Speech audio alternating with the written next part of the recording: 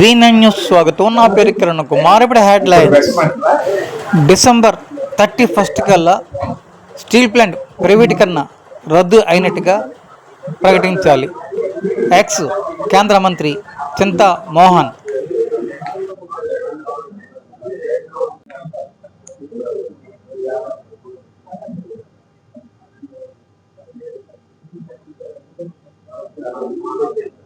రెండోది సుందర్ పిచ్చయ్య, మూడోది రైతులు, నాలుగోది ప్రజాస్వామ్య వ్యవస్థలు, ఎస్సీలు, ఎస్టీలు, ఓబీసీల స్థితిగతులు. ఆయనకు తెలియజేసేదానికి మీ ద్వారా నేను ఒక డిస్ప్లే చేస్తున్నాను. ఆడియో 1 నిమిషం ఉంటుంది. అది మేము కాంగ్రెస్ ప్రభుత్వంలో 300 పరిశ్రమలు మేము తీసుకొని వచ్చాం.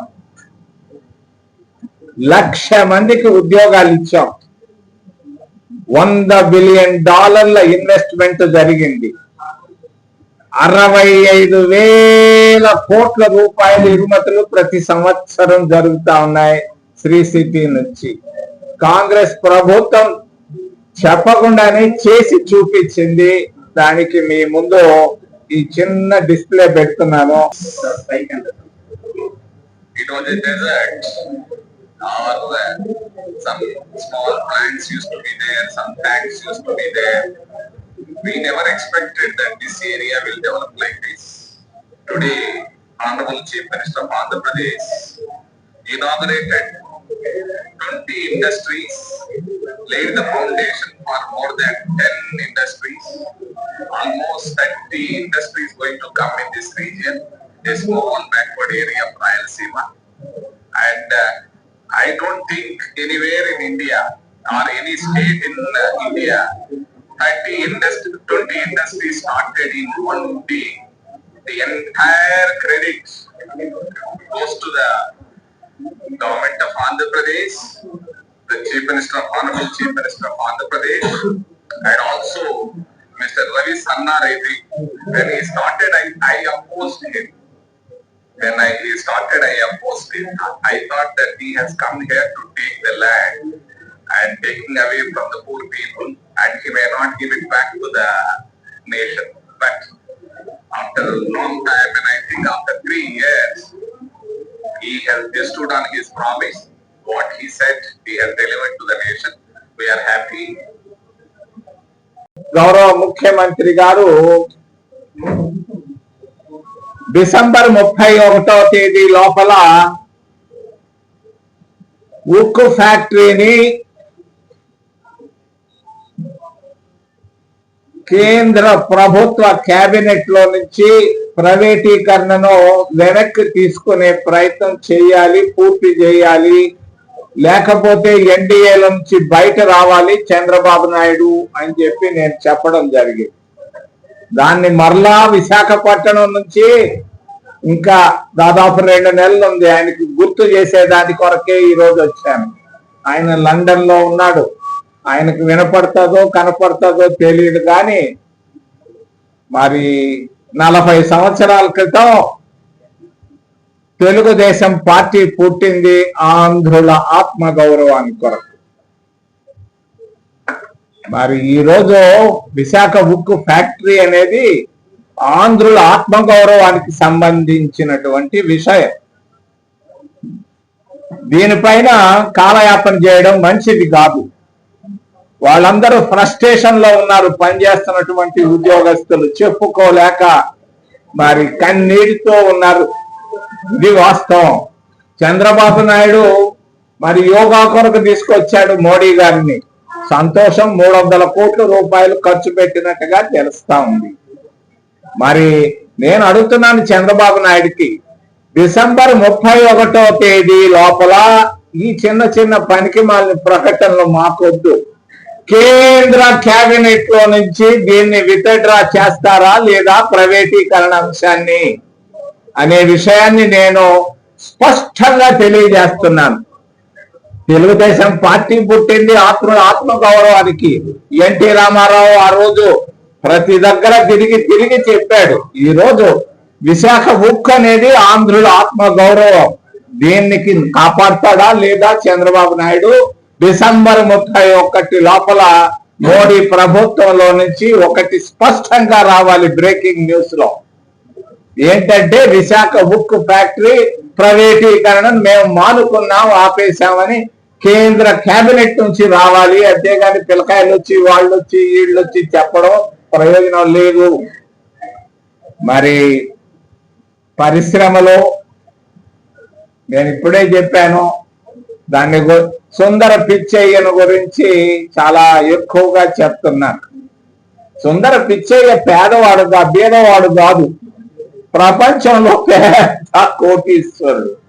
ఆ సుందర పిచ్చయ్యని తీసుకొని వచ్చి విశాఖపట్నంలో గూగుల్ ఫ్యాక్టరీ పెట్టాము అని చంద్రబాబు నాయుడు అబ్బా చెప్పిందే చెప్తున్నాడు, దంచి పారేస్తున్నాడు.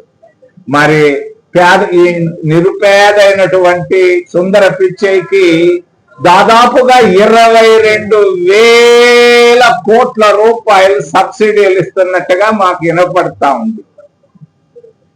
ఏం పేదోడికి నువ్వు ఇచ్చేది? 22,000 కోట్ల రూపాయల ప్రభుత్వ సహాయం, సబ్సిడీ అనవసరం. సుందర పిచ్చయ్యని వచ్చి ఫ్యాక్టరీ పెట్టమను, మేమందరం పోయి శాలువాలు కప్తాం, నీకు కప్తాం. అంతేగాని మరి ఈ విధమైనటువంటి సబ్సిడీలు 500 ఎకరాల భూములు, విశాఖపట్నంలో 500 ఎకరాల భూములు ఇస్తున్నారట. మరి జర్నలిస్టులు పోయి అడుగుతున్నారు, మాకు 2 సెంట్లు భూమి ఇవ్వమంటే దిక్కే లేదు, జవాబే లేదు. మరి సుందర పిచ్చయ్యకి 500 ఎకరాల భూములు ఇవ్వడం, 22,000 కోట్ల రూపాయలు సబ్సిడీలు ఇవ్వడాన్ని గమనార్హం. దీనికి మేము ఖండిస్తున్నాం. సుందర పిచ్చయ్య వచ్చి పరిశ్రమలు పెట్టమనండి. మేము తిరుపతిలో కూడా, శ్రీ సిటీలో కూడా పరిశ్రమలు పెట్టించాం. 300 పరిశ్రమలు వచ్చాయి అక్కడ. 1,00,000 మందికి ఉద్యోగాలు వచ్చాయి. 1,00,000 మందికి ఉద్యోగాలు వచ్చాయి. 65,000 కోట్ల రూపాయలు ఎగుమతులు జరుగుతున్నాయి. ఈ రోజు మేము మాకు వచ్చినటువంటి 300 పరిశ్రమలకు మేమేమి నయా పైసా సబ్సిడీ ఇవ్వలేదు, అది గమనార్హం. మేము భూమి ఇచ్చాం, వాళ్ళు అడిగిన వాళ్ళకి, మల్టీనేషనల్ కంపెనీలకి 5-10 ఎకరాలు ఇచ్చాం. మరి అంతేగాని ఉచితంగా ఎక్కడ ఏమి ఇవ్వలేదు. సుందర పిచ్చయ్యకు ఏంది ప్రభుత్వానికి చంద్రబాబు నాయుడు కుదిర్చిన ఒప్పందం ఏంటది? బయట పెట్టాల్సిన అవసరం ఉంది. వచ్చే మేము 1,00,000 మందికి అక్కడ ఉద్యోగాలు ఇచ్చాం, సబ్సిడీలు ఎవరికి ఇవ్వలేదే. మరి ఇక్కడ ఎందుకు ఇంత సబ్సిడీ ఇస్తున్నావు? ఎవరి డబ్బు ఇది? ప్రజా ప్రయోజనాల దృష్ట్యా ముందు ఉక్కు ఫ్యాక్టరీని మరి ప్రైవేటీకరణ నుంచి బయటకు తీసుకురా. ఊరికే ఒక్క తంపుడు ఉపన్యాసాలు. $120 బిలియన్ వస్తా ఉంది. మేము $100 బిలియన్ తెచ్చి గమ్ముగా ప్రశాంతంగా ఉన్నాం. 1,00,000 మందికి ఉద్యోగాలు ఇచ్చాం. మరి మేము అన్ని చేసి ప్రశాంతంగా కూర్చో ఉన్నాం. ఏం చేయకుండానే రాబోయే విషయాన్ని పేపర్లో ఒక దంపుడు ఉపన్యాసాలు ఆపోయా చంద్రబాబు నాయుడు. మాకు తెలుసు, ఇన్వెస్ట్మెంట్ల గురించి తెలుసు, మరి బయట వచ్చేటువంటి అన్ని విషయాలు తెలుసు. ఉపన్యాసాలు ఆపేసి ముందు ఉక్కు ఫ్యాక్టరీని 31 డిసెంబర్ లోపల ప్రైవేటీకరణ నుంచి బయటకు తీసుకురా. సుందర పిచ్చయ్యని కూడా తీసుకొని రా. కానీ ఇంత సబ్సిడీలు ఇచ్చి ప్రయోజనం లేదు. 1,00,000 మందికి ఉద్యోగాలు అంటాడు. 1,00,000 మందికి ఎక్కడ వస్తున్నాయా? మేము కూడా, మా దగ్గర కూడా లెక్కలు ఉన్నాయా? సుందర పిచ్చయ్య మాకు కూడా తెలుసాయా? రాబోయే ఉద్యోగాలు 5,000 లోపు, 5,000 ఉద్యోగాల లోపుకి నువ్వు మరి 22,000 కోట్ల రూపాయలు ఇవ్వడం ఏంటి సబ్సిడీలు? దీన్ని మేము ఖండిస్తున్నాం. వచ్చాం 1,00,000 కోట్లు. మరి అంతేగాని ఈ విధంగా ప్రభుత్వ భూముల్ని పేదవాళ్ళ దగ్గర నుంచి భూములు తీసుకొని మరి కోటీశ్వరులకు ఇవ్వడాన్ని కాంగ్రెస్ పార్టీ ఖండిస్తుంది. మరి భూములు మొన్న తుఫాన్లో కొట్టుకొని పోయినాయి. వాళ్ళకి 5,000 ఇచ్చేసి లండన్కి వెళ్ళాడు మా మిత్రుడు. 5,000 ఎక్కడికి వస్తుంది? 1 ఎకరా భూమిని ఒక పంట చేయాలంటే వరిలో వాళ్ళకి నష్టాలు కష్టాలు ఇవన్నీ వాళ్ళ కన్నీళ్లు ఇవి తీర్చకుండా మాటలతో వెళ్ళిపోతే ఎట్లా? కాంగ్రెస్ ప్రభుత్వం ఉన్నప్పుడు రైతులకు రుణమాఫీ చేశాం. 74,000 కోట్ల రూపాయలను 20 సంవత్సరాల క్రితం మేము మాఫీ చేశాం. అందరి అప్పులు తీసేసాం. ఈ రోజు కేంద్ర ప్రభుత్వం ఏం చేస్తా ఉంది? రుణమాఫీ చేస్తా ఉంది. ఎవరికి చేస్తా ఉంది రుణమాఫీ? కోటీశ్వరులకు రుణమాఫీ చేస్తా ఉంది. క్రితంలో నేను వచ్చినప్పుడు చెప్పాను, 14.5 లక్షల కోట్ల రూపాయలను బ్యాంకుల్లో అప్పు తీసుకొని ఎన్పిఏలైనటువంటి వాళ్ళ అప్పులను రుణమాఫీ చేసినటువంటి ఘనత 11 సంవత్సరాలు పరిపాలిస్తున్నటువంటి నరేంద్ర మోడీ గారికి, వారి ప్రభుత్వానికి దక్కింది. పరిశ్రమలకు కాదు, 1,000 కోట్ల రూపాయల అప్పులు చేసి దగా చేసినటువంటి వాళ్ళకు కాదు మాఫీ చేయాల్సింది. కేంద్ర ప్రభుత్వ దృష్టి రైతుల పైన పెట్టాలని నేను కేంద్ర ప్రభుత్వాన్ని, నరేంద్ర మోడీని డిమాండ్ చేస్తూ ఈ రోజున్నటువంటి ప్రభుత్వ వ్యవస్థలు ప్రజాస్వామ్య రీతిలో ఉన్నాయి. ముఖ్యంగా ప్రజాస్వామ్యంలో మనకు జ్యుడిషియరీ న్యాయ వ్యవస్థ చాలా ముఖ్యం. మరి జ్యుడిషియరీ పైన ఒక సుప్రీంకోర్టు ప్రధాన న్యాయమూర్తి పైన, ఒక దళితుడి పైన మరి చెప్పు ముఖాన్ని విసిరేసినటువంటి ఘనత కూడా ఎన్డీఏ ప్రభుత్వంలోనే జరిగింది. ఎప్పుడు 75 సంవత్సరాల్లో జరగలేదంలో. రెండవది అధికారులు, ఐఏఎస్ ఆఫీసర్లు ఎంతో మంది ఉన్నారు. ఐఏఎస్ ఆఫీసర్లకు అధికారం లేదు. దేశంలో 100 మంది పెద్ద సెక్రటరీలు ఉంటే ఎవరికి అధికారం లేదు. ప్రధానమంత్రి చెప్పితేనే చెయ్యాలి, అంతేగాని సొంతంగా అధికారులకు అధికారాలు పోయినాయి. పత్రికా స్వేచ్ఛను గురించి క్రితంలో చెప్పాను. పత్రికా స్వేచ్ఛ కనబడకుండా పోతా ఉంది. జర్నలిస్టులకు అధికారాలు లేవు. వాళ్ళు రాసేటువంటి ప్రసంగాలు వాస్తవాలను గురించి మేనేజ్మెంట్లు కట్ చేస్తున్నాయి. మరి ఈ విధంగా అన్ని ప్రజాస్వామ్య వ్యవస్థలు మరి పడిపోతున్నాయి. బ్యాంకింగ్ వ్యవస్థ పడిపోతా ఉంది కంప్లీట్ గా. మరి ఏమీ లేదు. ఎలక్షన్ కమిషన్ నిన్న మా నాయకుడు రాహుల్ గాంధీ గారు బీహార్ లో నుంచి అరుస్తున్నాడు. ఎలక్షన్ కమిషను మరి బలహీనం అయిపోతా ఉందని చెప్పాడు. ఇవన్నీ ప్రజాస్వామ్య వ్యవస్థలు పూర్తిగా పాడైపోతున్నాయని తెలియజేస్తూ చివరిలో ఎస్సీల పరిస్థితి ఆంధ్రప్రదేశ్ రాష్ట్రంలో దారుణంగా ఉంది. ప్రతి ఒక్కరు అంబేద్కర్ విగ్రహం దగ్గరకు వచ్చి ఏడ్చుకుంటున్నారు. వాళ్ళ పరిస్థితిలో ఘోరం. ఎస్సీ ఫైనాన్స్ కార్పొరేషన్ మూసేశారు. ఎస్సీలకు విద్యార్థులకు స్కాలర్షిప్లు ఆపేశారు. ఎస్సీల భూములు తీసుకొని సుందర పిచ్చే లాంటి వాళ్ళకి ఇస్తున్నారు. వీటన్నిటితో కన్నీటితో ఉన్నారు ఎస్సీలు.